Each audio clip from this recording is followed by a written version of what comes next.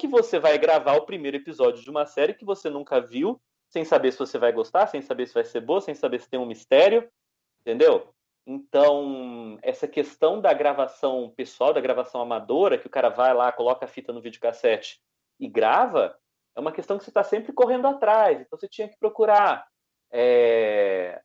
a reprise para poder acompanhar e aí tá com tudo em dia. Mas, assim, o que a gente tem que levar em consideração é que, apesar de a gente estar falando tudo isso, a gente não pode cair na armadilha de olhar para uma série que é do começo da década de 90 como uma série, como a gente falou, Lost. Que ao passo que você não tinha capacidade de ter acesso a todas as informações de uma série no momento que você quisesse, quem fazia a série, quem escrevia a série, também não tinha essa ideia. Não tinha a pretensão que você fosse uma pessoa que fosse decompor aquela série inteira. Então a gente vê, uma metáfora que eu faço é de um livro. Eu tenho aqui, além de tudo, eu sou um grande fã de Agatha Christie. Você lê uma narrativa de Agatha Christie, é muito fácil ela colocar uma pequena pista num parágrafo de um determinado capítulo. Quando você está lá na frente, você pode pegar o seu livro, voltar a ler. Isso aqui é uma pista, acho que é, não sei. Agora, quando você não tem essa capacidade de voltar, de controlar o tempo daquele produto ali, aí você imagina hoje, nossa, que complexo, como que eu ia acompanhar Lost numa situação dessa? Mas a gente não tinha, na verdade, não havia essa preocupação. Era muito mais perdoável. Você perdeu um episódio, não tem problema, a gente continua daqui. A série era escrita dessa maneira. A série, ela não tem detalhes que você teria que procurar em determinados pontos de determinados episódios. Não, você segue ali um personagem que é um investigador. Tudo aquilo que o investigador falou, isso é uma pista, você, como espectador, olha e fala, ok, isso é uma pista. Meu papel como espectador aqui debatendo é interpretar essas pistas.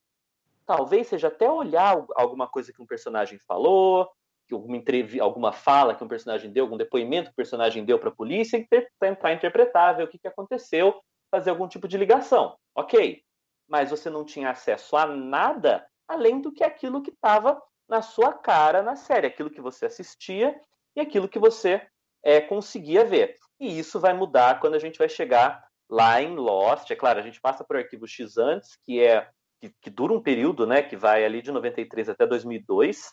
São 9 anos, quer queira ou quer não, independente do final, se foi bom, se foi ruim, mas são 9 anos que você teve uma série de mistério, com um mistério recorrente ali, que ficou no horário nobre da televisão norte-americana.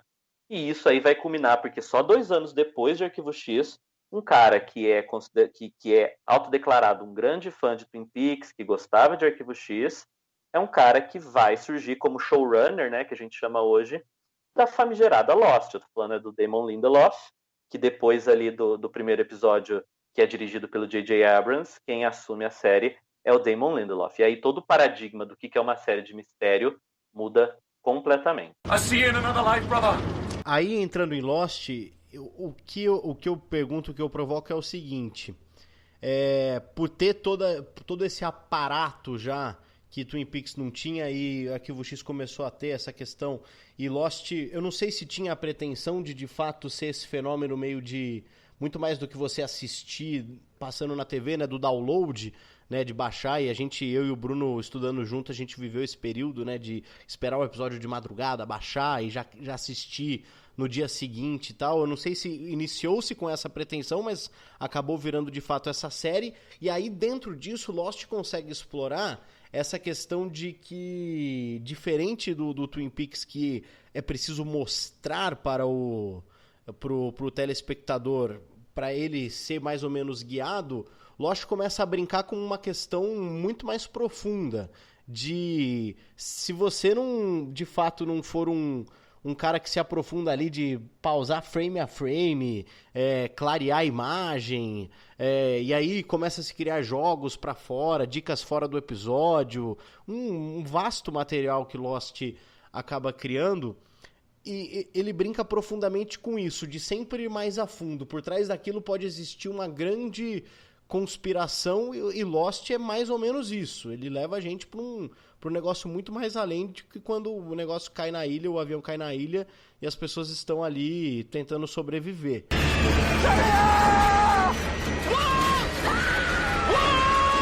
Stay away from the gas! Stay there! É isso que fez com que as pessoas ficassem mais paranoicas, mais conspiracionistas, foi essa questão, e o Lindelof, né, a gente acompanhando depois, ele fez grandes obras também, o Leftovers, né, que é uma série dele também que brinca muito com essa questão do arrebatamento, que é algo muito ligado também a questões bíblicas, misteriosas, conspiracionistas, por que não? Isso, ele provoca essa questão, é ele o causador desse negócio, e assim, e aí ao mesmo tempo eu já pergunto, por que nós não fomos levados por isso? Ou a gente alimenta isso de alguma forma? Nós que fomos fãs da série, por que eu e o Bruno não somos conspiracionistas? A gente conseguiu se manter dentro da ficção como algo que nos entretém, a gente discute, mas não traz, ou não trazia até o Bruno trazer agora, essa mistureba toda para a vida real. Então, acho que o problema é exatamente esse, né? Depois, se você lê o texto ali, eu até tento deixar um pouco avisado, mas eu corro muito risco de estar virando um conspiracionista louco. Falar que, olha, saiu do ponto A, chegou no ponto maçã do amor. Como a gente chegou, não sei. Mas a gente corre bastante esse risco, e eu não consigo nem te afirmar com toda certeza, por mais isenção que eu tento ter, que eu não tô caindo nesse canto da sereia, não. Agora, se foi Lost que causou isso, aí isso eu já acredito que não. E é isso que eu tento diferenciar. Eu tento falar, olha, não foi porque existiu Lost que hoje a gente está vendo o Carlos Bolsonaro tweetar sei lá, da pererequinha azul. Plaft, zoom, maçã, banana, estojo vermelho. Exatamente. Não, eu acho que, na verdade, o que tornou Lost um sucesso e o que vai tornando hoje esse tipo de contato com algum discurso político uma coisa muito relevante, eu acho que isso aí tudo tem uma origem comum. Então, quer dizer, eu não acho que um é consequência do outro, eu acho que os dois vêm do mesmo lugar.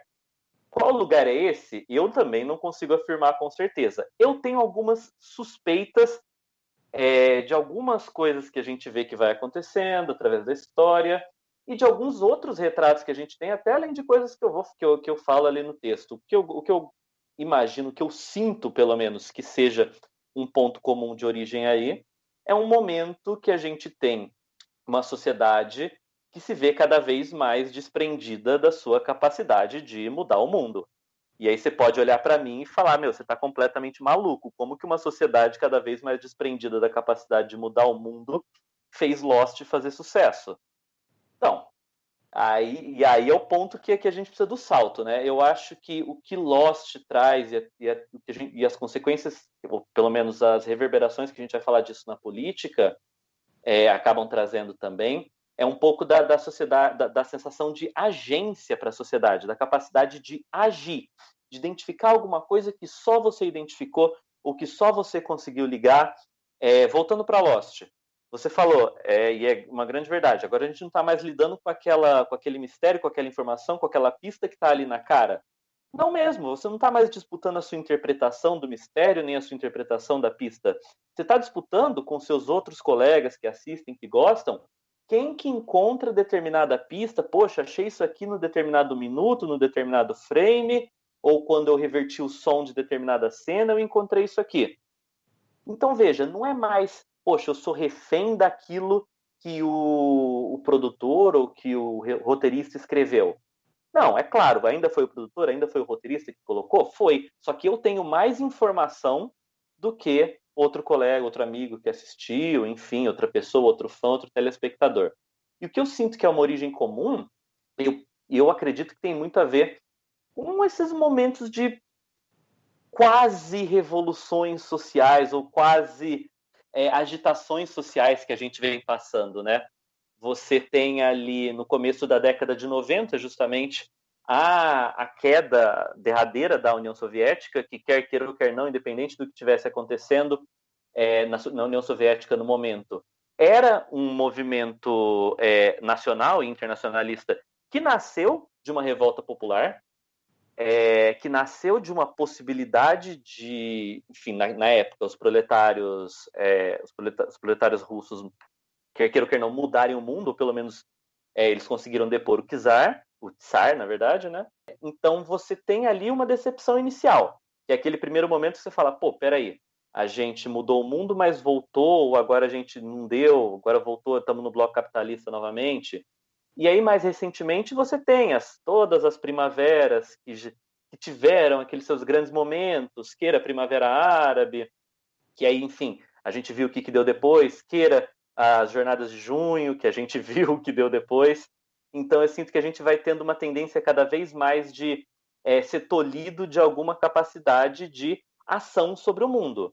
E aí, quando a gente fala, olha, talvez tenha um segredo nessa série, talvez tenha um segredo nesse livro, talvez tenha um segredo nessa relação política, talvez tenha um segredo nessa postagem do presidente dos Estados Unidos, para mim eu sinto que talvez seja uma tentativa de devolver a gente, não uma tentativa, mas seja um momento que a gente aproveita para olhar e falar, talvez eu possa ser o cara que vai entender isso. E eu não só uma pessoa, pode ser uma comunidade, um grupo de pessoas ali, mas talvez nós seremos os capazes de novamente agir sobre o mundo. E eu acho que isso está inteiramente ligado ao que a gente vê hoje de movimento anticientífico.